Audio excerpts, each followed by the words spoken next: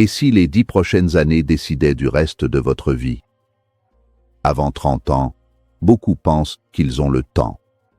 Le temps d'essayer, le temps d'échouer, le temps de réfléchir plus tard à leur avenir. Mais la vérité est différente. Avant 30 ans, vous construisez soit les fondations de votre succès, soit celles de vos regrets. Chaque grande réussite commence par un état d'esprit. Ce n'est pas l'argent, ni les diplômes, ni les relations. C'est la manière de penser. C'est cette conviction intérieure que vous êtes capable de transformer une idée en réalité. Napoleon Hill l'avait compris en étudiant des centaines de millionnaires. Le succès est d'abord mental. La vraie question est donc, êtes-vous en train de développer un esprit de gagnant ou de nourrir des excuses? Dans cette vidéo, vous allez découvrir les 5 leçons essentielles pour forger un état d'esprit de succès avant 30 ans. Si vous appliquez ces principes dès aujourd'hui, votre trajectoire peut changer radicalement. Restez jusqu'à la fin, car la dernière leçon est celle que la plupart des gens découvrent trop tard. Leçon 1. La clarté du but. La clarté du but est l'étincelle qui allume le moteur de l'ambition. Sans elle, l'individu le plus talentueux ressemble à un navire puissant sans gouvernail, dérivant au gré des courants et des tempêtes de la vie quotidienne. Pour réussir avant l'aube de la trentaine, il est impératif de cesser de naviguer à vue et de définir avec une précision chirurgicale la destination souhaitée. La dispersion est le poison de la jeunesse. On veut tout, on essaie tout, et finalement, on n'achève rien. La clarté impose un tri drastique. Elle vous force à dire non à 1000 opportunités secondaires pour dire un oui magistral à votre mission principale. C'est cette focalisation laser qui transforme une simple velléité en une force irrésistible capable de briser tous les obstacles. Définir son objectif n'est pas un exercice intellectuel passif, c'est un acte de création. Voulez-vous la richesse financière pour la sécurité ou la liberté géographique pour l'aventure? Cherchez-vous à devenir l'expert incontesté dans un domaine technique ou un leader d'opinion capable d'influencer des millions de personnes?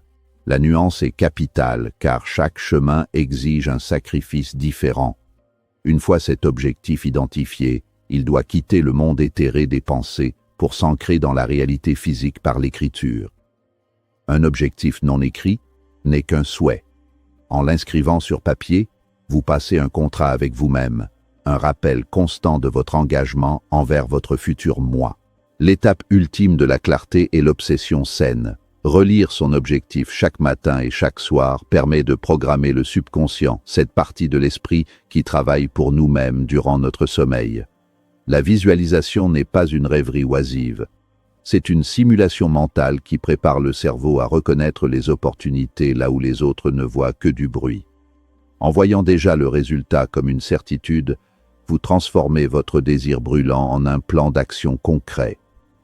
Chaque décision, chaque heure dépensée et chaque centime investi sont alors évalués à l'aune de ce but unique. C'est ainsi que l'on bâtit un empire avant 30 ans. Par la convergence totale de toutes ces ressources vers un point focal unique. Leçon 2. La foi en soi. La foi en soi est le bouclier invisible qui protège l'ambitieux contre les flèches du scepticisme ambiant. Dans un monde qui privilégie souvent le conformisme et la prudence, croire en son propre potentiel avant même d'avoir des preuves tangibles de succès est perçu comme de l'arrogance. Pourtant, c'est une nécessité psychologique.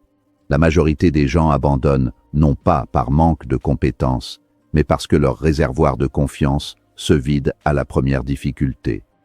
Développer un état d'esprit de succès, c'est comprendre que la validation externe est un luxe, tandis que la conviction interne est un besoin vital. Si vous ne croyez pas en votre capacité à conquérir vos sommets, personne ne le fera pour vous. Contrairement aux idées reçues, la foi ne tombe pas du ciel par miracle. Elle se forge dans l'intimité de votre dialogue intérieur. L'autosuggestion est l'outil le plus puissant à votre disposition. Ce que vous vous répétez chaque jour finit par devenir votre vérité biologique. Si vous vous voyez comme une victime des circonstances, de l'économie ou de votre éducation, vous agirez comme tel.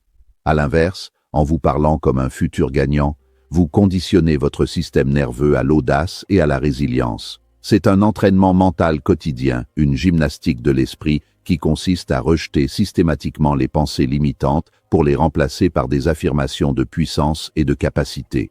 La foi se nourrit également de l'action. Chaque petite victoire remportée, chaque promesse tenue envers soi-même renforce l'édifice de la confiance. Il ne s'agit pas d'une foi aveugle, mais d'une certitude basée sur la répétition de l'effort. En agissant quotidiennement malgré la peur, vous prouvez à votre cerveau que vous êtes capable de naviguer dans l'incertitude. Ce processus transforme progressivement l'espoir en certitude. À l'approche de la trentaine, cette solidité intérieure devient votre atout le plus précieux. Elle vous permet de rester debout quand tout le monde s'écroule et de maintenir le cap quand les vents tournent. La foi est le moteur qui transforme l'impossible en inévitable. Leçon 3. La discipline avant la motivation. La motivation est un vent capricieux. Elle vous pousse violemment un jour de grand soleil, puis vous abandonne au milieu de l'océan dès que les nuages apparaissent. Compter sur elle pour bâtir un avenir solide est une erreur stratégique majeure. La discipline, en revanche, est le moteur à explosion qui fonctionne par tous les temps. Avant 30 ans, la bataille pour le succès se joue dans l'obscurité des routines quotidiennes, bien loin des projecteurs de la reconnaissance sociale. La discipline consiste à faire ce que vous devez faire exactement quand vous devez le faire, que vous en ayez envie ou non. C'est l'arbitre qui sépare les rêveurs des bâtisseurs. Vos habitudes sont les architectes de votre destin. Chaque action répétée est un vote que vous donnez pour la personne que vous souhaitez devenir. Se lever plus tôt pour gagner 2 heures de travail profond sur ses projets personnels, c'est investir massivement dans son avenir.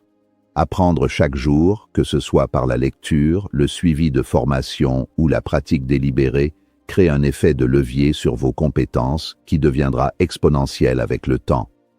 L'investissement en soi est le seul placement dont le rendement ne peut être ni taxé ni volé. La discipline transforme le temps, qui est une ressource périssable, en expertise, qui est un capital inestimable. Le véritable test de la discipline se trouve dans l'intégrité de l'effort solitaire. Faire ce qui est nécessaire même quand personne ne regarde. C'est dans ces moments de solitude, loin de la validation des réseaux sociaux, que se forge le caractère des futurs leaders. La discipline n'est pas une punition, c'est la forme suprême de l'amour de soi, car elle sacrifie le plaisir immédiat et éphémère au profit d'une satisfaction durable et profonde. En maîtrisant vos impulsions et en ordonnant votre vie autour de vos priorités, vous gagnez une liberté que la paresse ne pourra jamais offrir. La discipline est le pont entre vos aspirations et leur réalisation concrète. Leçon 4. L'acceptation de l'échec. L'échec n'est pas l'opposé du succès, c'en est l'ingrédient principal. Pour un jeune de moins de 30 ans, chaque revers doit être perçu non comme une marque d'infériorité, mais comme un diplôme obtenu à l'université de la réalité. L'école nous apprend à craindre la mauvaise note, mais la vie récompense ceux qui osent se tromper souvent et rapidement. Un échec précoce est une bénédiction déguisée. Il vous coûte moins cher maintenant qu'il ne vous coûterait à 50 ans, et il vous offre une leçon de résistance que aucun livre ne pourrait transmettre. Accepter l'échec, c'est retirer le pouvoir émotionnel qu'il a sur vous pour n'en garder que la substance informative. Chaque erreur commise est un signal, un feedback précis, indiquant que votre stratégie actuelle nécessite un ajustement. Ceux qui réussissent de manière fulgurante sont souvent ceux qui ont échoué le plus grand nombre de fois, car chaque tentative ratée élimine une fausse piste et affine leur intuition. Au lieu de voir une condamnation de votre valeur personnelle dans un projet qui s'écroule, apprenez à l'analyser froidement. Qu'est-ce qui n'a pas fonctionné? Était-ce une erreur de timing, de gestion ou de jugement? Cette capacité à disséquer ses propres échecs sans perdre son enthousiasme est la marque des esprits supérieurs. L'échec est une formation accélérée au leadership et à la résolution de problèmes complexes. La peur de l'échec paralyse plus de destin que l'échec lui-même. En acceptant l'idée que vous allez trébucher, vous vous libérez d'un poids immense. Cette liberté vous permet de prendre les risques nécessaires pour atteindre des sommets que les prudents ne verront jamais. À 30 ans, la somme de vos expériences ratées constituera votre avantage concurrentiel le plus sérieux. Vous aurez une compréhension du terrain, une résilience psychologique et une agilité que ceux qui ont toujours joué la sécurité n'auront jamais développée. Considérez chaque cicatrice comme une preuve de votre audace et chaque chute comme un ressort pour bondir plus haut. Leçon 5. L'entourage stratégique. L'être humain est une créature sociale dont les pensées et les ambitions sont profondément influencées par son milieu. On dit souvent que vous êtes la moyenne des 5 personnes que vous fréquentez le plus, et cette réalité est d'autant plus frappante durant vos années de construction. Votre entourage agit comme un thermostat. Si vous êtes entouré de personnes qui se plaignent, qui manquent d'ambition ou qui se complaisent dans la médiocrité, votre propre niveau d'énergie finira par s'aligner sur le leur. Choisir son entourage n'est pas un acte de snobisme, c'est une mesure de survie pour votre vision. Un esprit brillant dans un bocal étroit finit par s'étioler.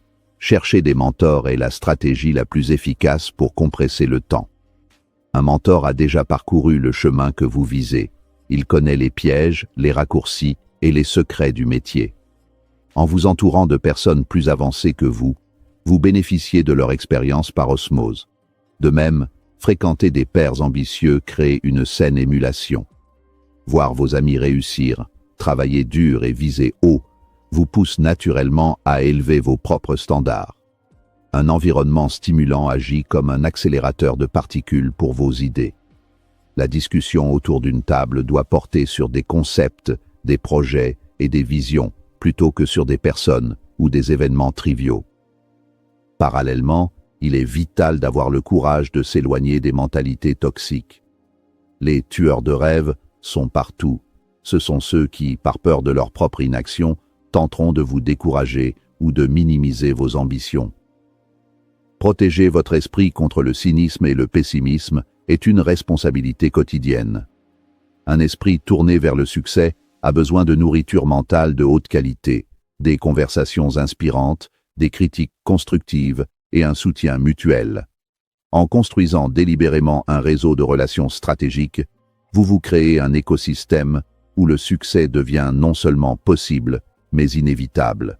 Votre réseau est, au sens propre, votre valeur nette.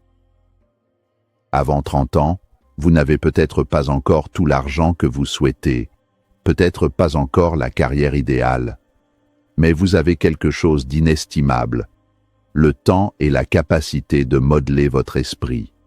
Développer un état d'esprit de succès n'est pas un événement, c'est un choix quotidien. C'est choisir la clarté plutôt que la confusion, la discipline plutôt que la facilité, l'apprentissage plutôt que l'excuse, l'action plutôt que la peur. Rappelez-vous, la richesse extérieure est toujours le reflet d'une richesse intérieure.